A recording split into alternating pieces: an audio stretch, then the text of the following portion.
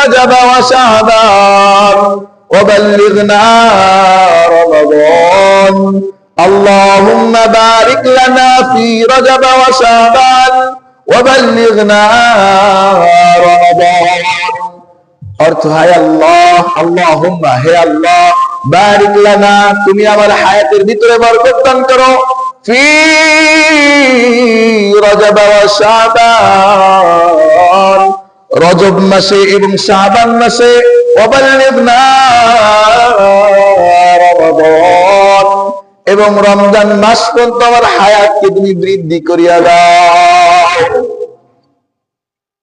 আমাকে রজব এবং শাবান মাস পর্যন্ত হায়াত রেখে আল্লাহ কোন মতে আমাকে রমজান মাস পর্যন্ত পৌঁছায় দাও